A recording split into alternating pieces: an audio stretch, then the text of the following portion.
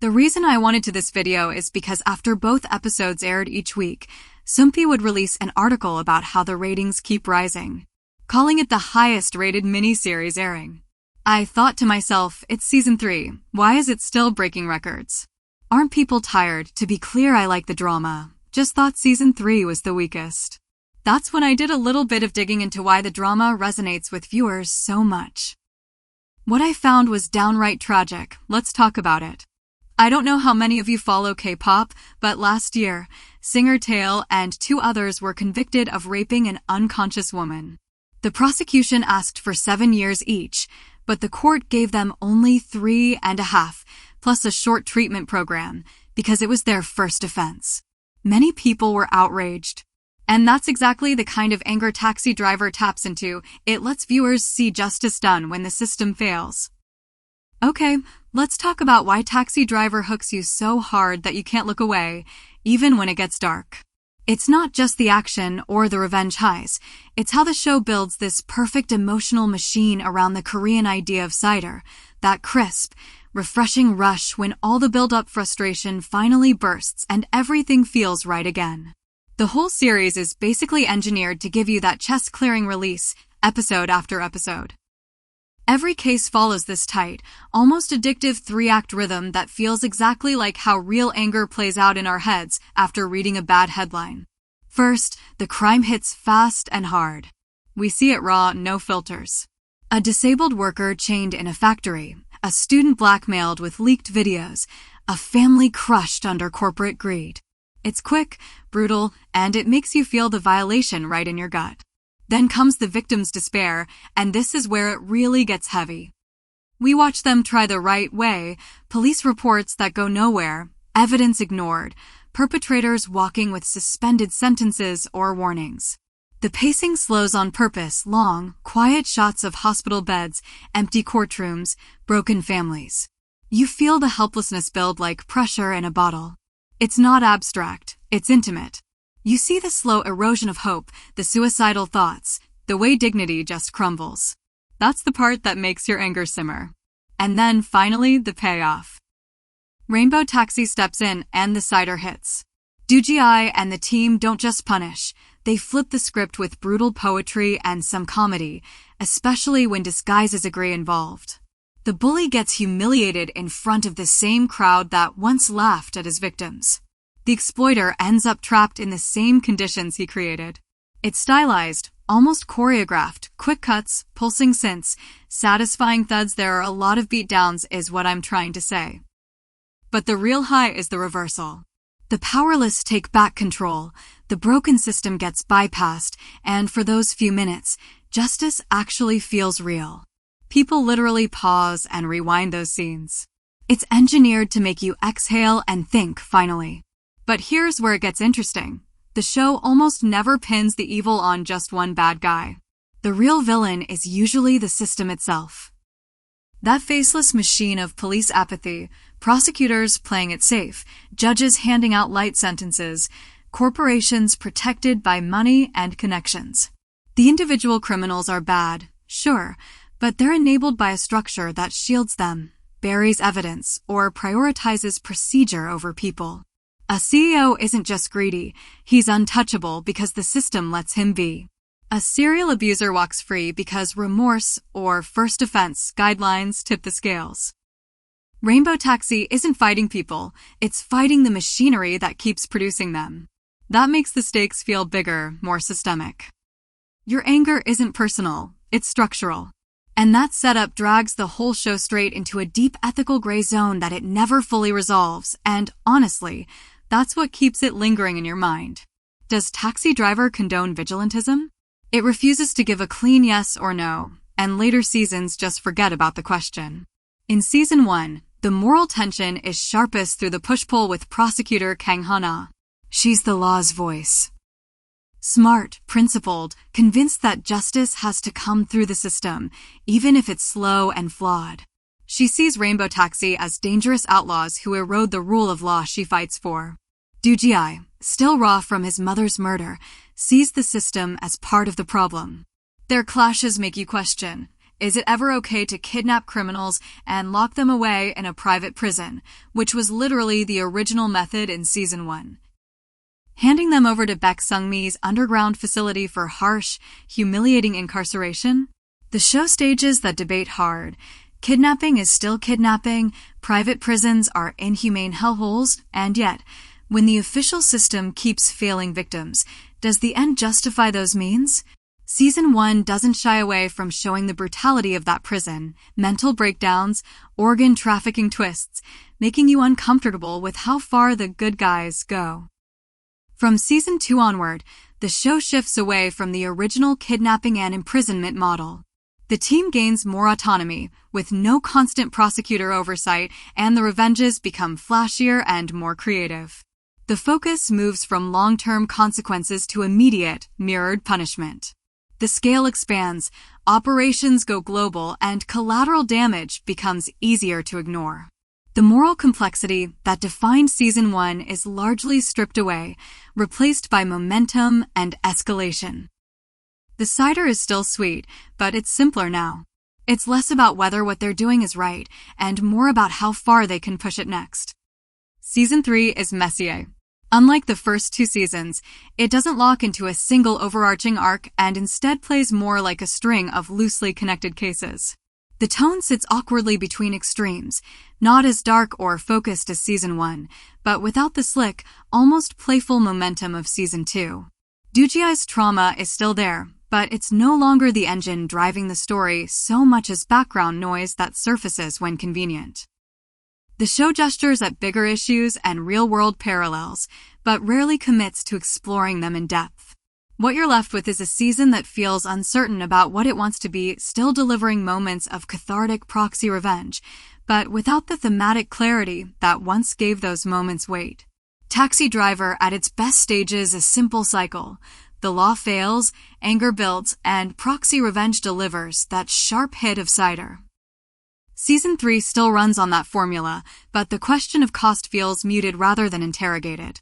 We keep watching not because the show has answers, but because the fantasy remains seductive, even when the storytelling starts to lose its footing. Let's go back to the prisons from Season for a second. In Season 1 of Taxi Driver, the show's most unsettling ethical question isn't just, is vigilantism okay? It's, how far is too far? And nowhere is that line blurrier than in the private prison run by Baek Sung-mi, the shadowy businesswoman who becomes Rainbow Taxi's reluctant partner in incarceration. The setup is brutal and deliberate. After kidnapping the criminals, often with the victim's consent via the revenge contract, the team hands them over to Baek's underground facility. This isn't a standard jail. It's a squalid, hidden hellhole designed for humiliation and long-term suffering. Prisoners are stripped of dignity. Forced into small coffin-like cells, psychologically broken, confined in filthy cells, and treated as disposable. The show doesn't shy away from showing the inhumanity, mental breakdowns, physical deterioration, even hints of organ trafficking later revealed as Baek's true profit motive. It's not quick punishment. It's slow, systemic torment meant to mirror and exceed the pain they inflicted. From the start, the series plants seeds of discomfort within the Rainbow team itself. Mr. Jang justifies it as necessary. Criminals who evade real justice deserve no mercy, but even he has moments of quiet doubt. Dooji, driven by his own trauma, goes along because it delivers results, yet the prison's existence forces him, and us, to confront the mirror. By creating this extra-legal dungeon, aren't they becoming the very monsters they hunt? The facility turns justice into a commodity Rainbow pays Baek to manage the prisoners, blurring the line between righteous vengeance and organized crime. Baek herself isn't a noble anti-hero. She's a loan shark queen exploiting the system for profit, turning the team's moral crusade into her side hustle. This raises hard questions the show refuses to answer neatly. Is indefinite private imprisonment ever justifiable? The original method, pre-Season 2 shift, wasn't about reform or short-term deterrence. It was about erasure. Lock them away forever in a place worse than official prison, where no appeals, no oversight, no chance of release. Proponents in the narrative argue it's poetic justice, Victims get closure, society gets protection from repeat offenders the courts won't remove. But the show counters with the grim reality: once you bypass due process, who decides guilt? Who prevents abuse? The prison's own corruption, Beck's organ scheme, prisoners breaking free in the finale, shows how quickly justice devolves into the same power abuse it claims to fight. The hypocrisy of the Avengers. Rainbow Taxi positions itself as the last resort for victims failed by the system. Yet by running this prison, they replicate the system's worst flaws: arbitrary power, lack of accountability, dehumanization. Doo-ji's special forces background makes him efficient at kidnapping, but does that expertise justify creating a shadow penal system? The tension peaks in the finale arc. When the prison collapses and Beck turns on them, the crew faces the consequences of their own creation. Criminals escape, innocents are endangered, and the prosecution closes in. It's a rare moment where the show lets the moral blowback hit hard. Vigilantism isn't clean. It breeds its own chaos. Critics, both in universe and among viewers, often point out the missed opportunity to explore this deeper. The prison arc introduces weighty themes: the morality of extrajudicial punishment, the risk of becoming what you hate, but the show pulls back in the finale. Beck gets 20 years, up from 10 after appeal. The twins get life, and Rainbow Taxi walks away unscathed, even gaining prosecutor Kang Hana's alliance. There's no real reckoning for the kidnapping or the prison's horrors. The operation continues, just without the prison model. From Season 2 onward, revenges shift to immediate, mirrored punishments, flashier, less permanent, perhaps because the writers recognized how dark the private prison made the heroes look. Ultimately, Season 1 uses the Beck prison to stage a raw confrontation with vigilantism's dark side. It satisfies the Cider craving: criminals suffer, victims get closure, while forcing you to ask if the cure is worse than the disease. The ethical gray zone isn't resolved, it's amplified. By showing the prison's inhumanity and Beck's betrayal, the show whispers, even when the system fails catastrophically, creating your own can turn you into the monster you despise. That's what makes the private prison arc so haunting. It doesn't just entertain, it makes you uncomfortable with how much you might root for it anyway. Alright, let's get real for a second. This is the part where Taxi Driver stops feeling like just a drama and starts hitting way too close to home. The show doesn't pull its cases out of thin air. It rips them straight from the headlines Korea has lived through over the last decade or so. Every time you watch one of these revenge arcs, you're not just watching fiction. You're reliving national outrage, collective anger, and that gut punch feeling when the system fails again. The writers change names, tweak details, slap on the "this is fictional" disclaimer, but we all know exactly what and who they're talking about. And that's intentional. The show uses true crime as narrative fuel in a way that's both cathartic and unsettling. Let's break down 3 of the most glaring examples from Seasons 1 and 2, the ones that made Korean viewers pause, whisper, "This is that case," and then cheer when Rainbow Taxi rolled up. First up, the Cho Do-soon case. The one that opens Season 1 and sets the whole tone.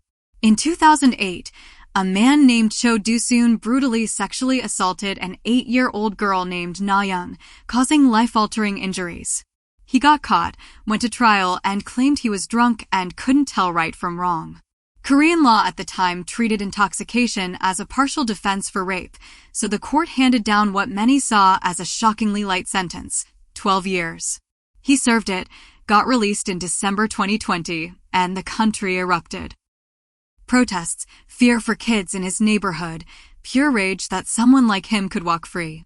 In the drama, the character Cho Do-chol is a clear stand-in, released early, arrogant, unrepentant. The show doesn't just reference it, it stages the fantasy so many Koreans had: what if someone finally made him pay?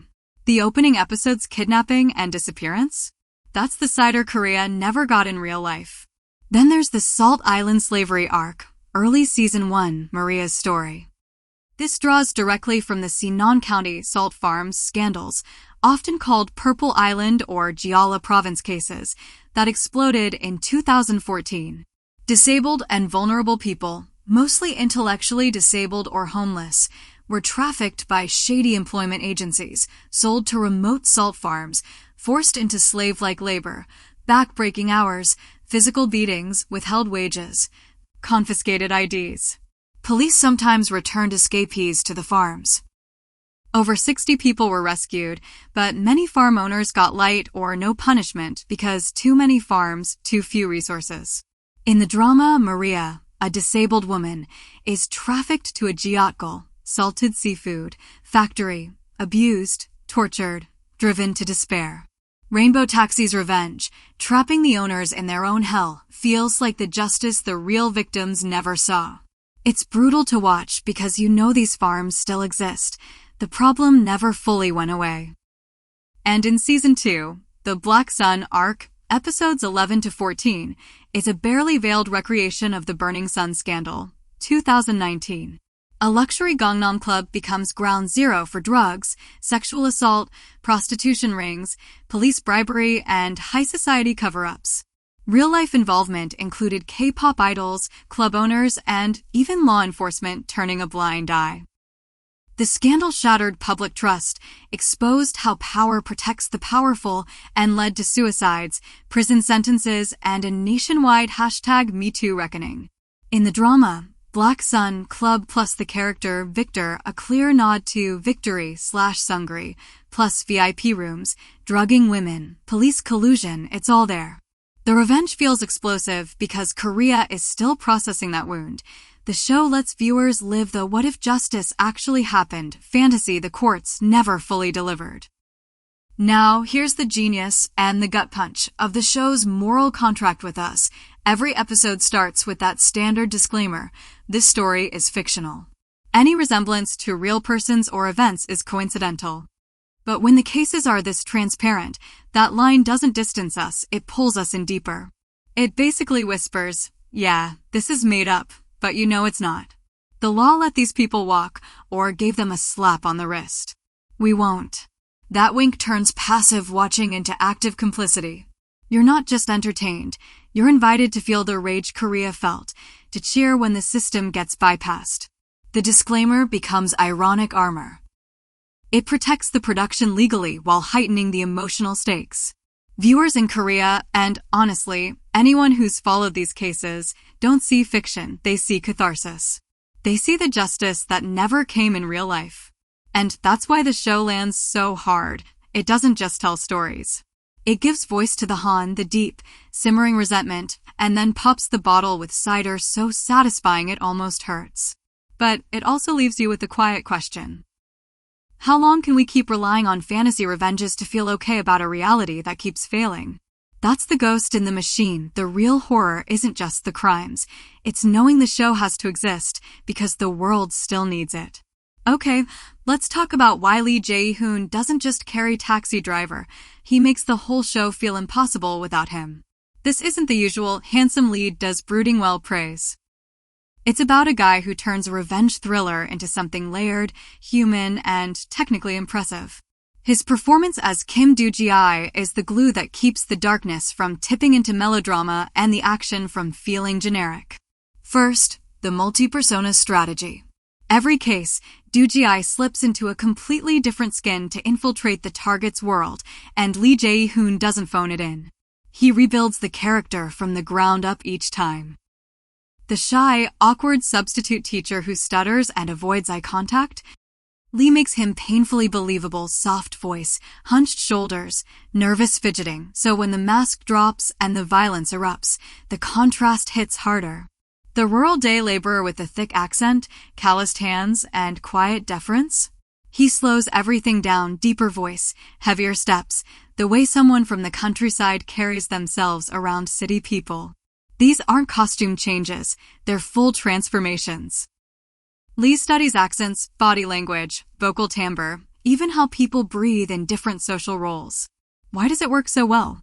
Because the show is relentlessly dark, graphic crimes, victim trauma, moral rot, and without these lighter, almost comedic disguises, it would be suffocating.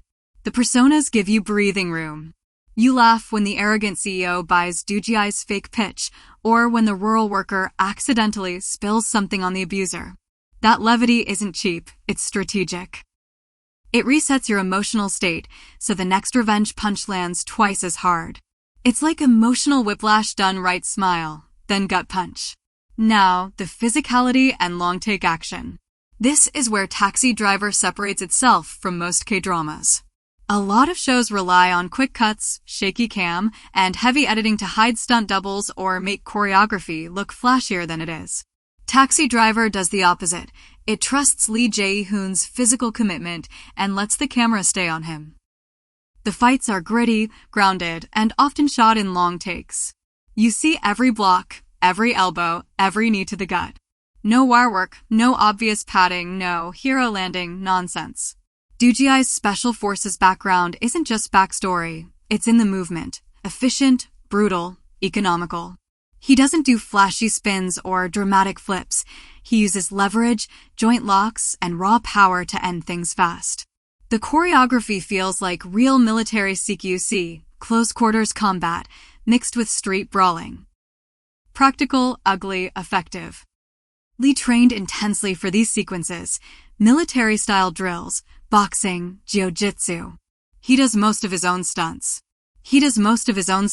And you can tell. There's no superhero editing. When he takes a hit, he sells it, bruises, limps, blood. That realism reinforces who Doo-ji is. Not a superhero, but a broken man weaponizing his training to fix what the world won't. It makes the violence feel earned and consequential, not cartoonish. And that's exactly why this role became an award magnet. Lee Je-hoon won back-to-back Daesangs, grand prizes, at the SBS Drama Awards 2023 for Season 2 and 2025 for Season 3. That's historic for the same franchise, and it's not just fan service or popularity votes. The awards body recognized what viewers felt. This performance demanded technical mastery across multiple layers. Vocal versatility. Switching accents, tones, emotional registers mid-scene. Physical discipline, carrying long, demanding action sequences without doubles. Emotional depth, balancing rage, trauma, quiet guilt, and occasional dry humor.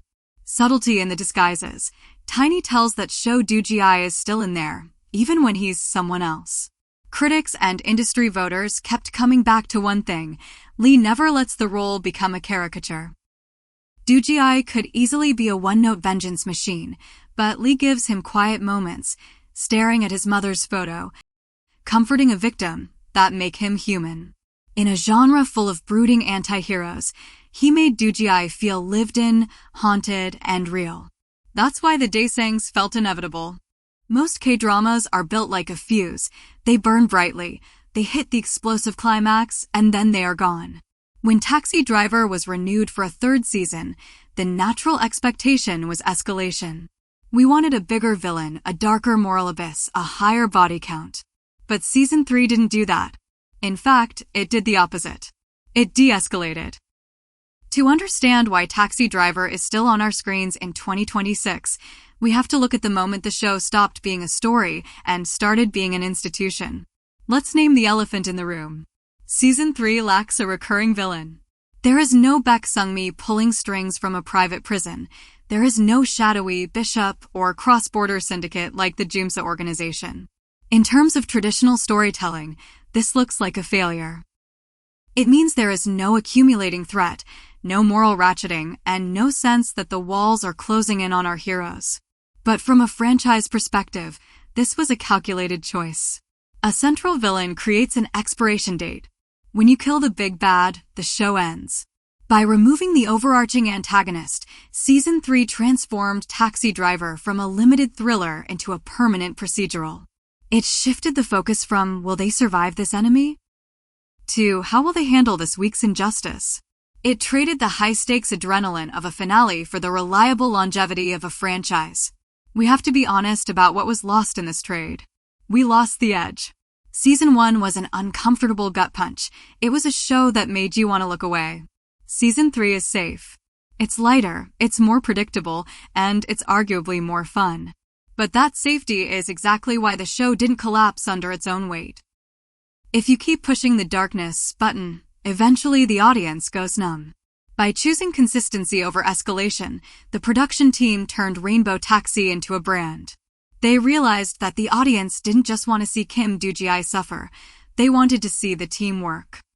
The show moved from being a noir experiment to being a service.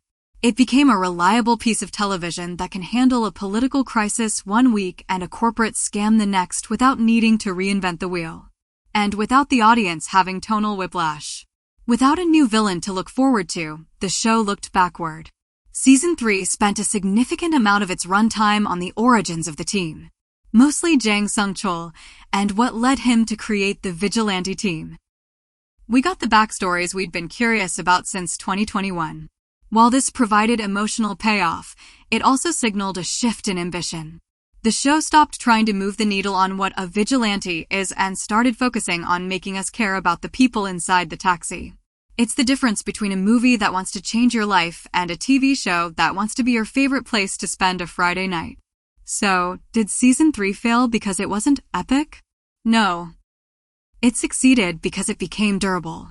It proved that the deluxe taxi concept is strong enough to survive without a masterpiece script or a terrifying villain. It showed that as long as there is an injustice in the news, this show has a reason to exist. It settled into a shape that is less about the climax and more about the ride. And it's this very stability, this refusal to burn out in a blaze of glory. Now that we understand the shape the show has settled into, we can finally talk about why that shape has left such a permanent mark on the industry. Here's the thing, most K-dramas are built to be one and done. 16 episodes, tight arc, emotional payoff, roll credits, done. Why does it feel like I'm repeating myself? Trying to stretch that into multiple seasons usually ends in disappointment. The story gets watered down, characters lose their edge, ratings drop, and fans move on. It's the one-season curse that's claimed so many promising shows. Taxi Driver didn't just break that curse, it shattered it and kept driving. 3 seasons, consistent buzz, and still topping charts in 2026? That's rare. And it didn't happen by accident. The secret weapon is the procedural Case of the Week format, each episode or 2. Delivers a standalone revenge mission with its own victim, crime, and satisfying payoff, while the overarching world, Rainbow Taxi Team, Do-ji's trauma, evolving moral questions, simmers in the background. This structure is genius because it gives the show infinite replayability. There's always another real-life inspired injustice to tackle, digital crimes, labor exploitation, corporate cover-ups, you name it. The audience never feels like the story is dragging or repeating itself. Every case feels fresh, urgent, and emotionally complete on its own. But the team's growth, the found family bonds, and Do-ji's quiet unraveling keep you invested across seasons. It's like a revenge anthology wrapped in character drama, easy to dip in, hard to walk away from. And who's watching all this? The 20 to 49 demographic, the golden age group advertisers fight over, the people who actually pay for subscriptions, stream on Netflix, and talk about shows online. That format also makes it advertiser-friendly and bingeable. Viewers can jump into any season without feeling lost, yet loyal fans get rewarded with callbacks and deeper arcs. Director Kang Bo-sung even said the IP is strong enough for up to 10 seasons if handled right. I can see the math. Procedural plus social commentary plus strong ensemble equals longevity most K-dramas can only dream of. It rewrote the rulebook by proving that K-dramas don't have to end after one story. They can evolve, scale, and stay relevant as long as the world keeps giving them new injustices to fight. And who's watching all this?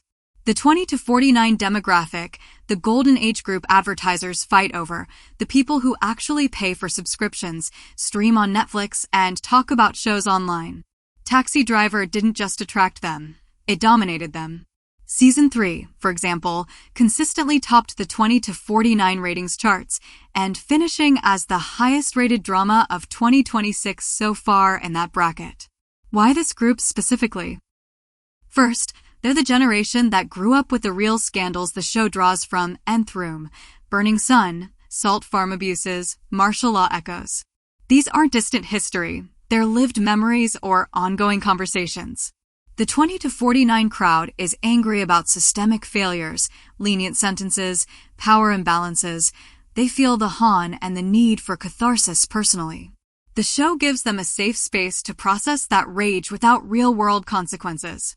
Second, this demographic is busy. Jobs, families, side hustles, but they crave content that's emotionally satisfying in short bursts. The episodic structure fits perfectly. Watch 1 or 2 cases after work, get your Cider fix, feel something resolved in under an hour. Number 16 episode commitment needed to feel the impact. Third, it's aspirational escapism wrapped in realism. They see themselves, or people they know, in the victims, overworked, overlooked, failed by the system, and they get to root for the team that fixes it. The found family angle resonates too. In a society where loneliness and burnout are rampant, watching 5 broken people support each other hits deep. Across all 3 seasons, the real secret weapon isn't the revenge, it's the Rainbow Taxi Quintet.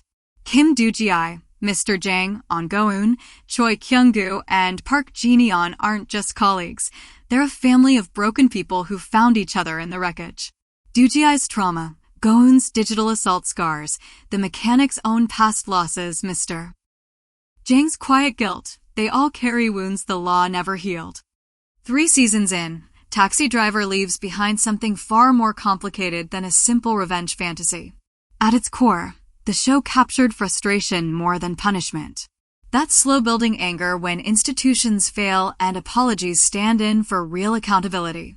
It took real-world rage and gave it shape, not to solve it, not to fully justify it, but to let it breathe openly instead of forcing us to pretend everything was fine. Lee Je-hoon anchored that tension beautifully. His performance never treated revenge as clean or heroic. Do-ji isn't a symbol of justice restored. He's a man who never received justice at all. Every disguise and every fight scene carried that quiet contradiction. The show let you feel the rush of retaliation while gently reminding you that satisfaction doesn't equal healing. Across 3 seasons, the tone evolved in subtle but meaningful ways. The raw danger of Season 1 softened over time. The spectacle of Season 2 expanded the scope. Season 3 settled into a kind of hard-won stability. What changed wasn't just the structure, but the emotional intensity. The series moved from sharp confrontation toward something more consistent, and that shift explains both its surprising longevity and its natural limits. Taxi Driver didn't rewrite the K-drama rulebook because it was flawless. It did so because it truly understood its audience. It respected their anger instead of mocking it. It delivered catharsis without pretending the real world had been fixed. That careful balance is exactly why it endured. The taxi may keep running, or it may finally park for good. Either way, its legacy isn't measured by how explosive the finale felt. It lives in how clearly the show captured a specific mood, that moment when so many people grew tired of being told to just be patient. That's what the ride really was.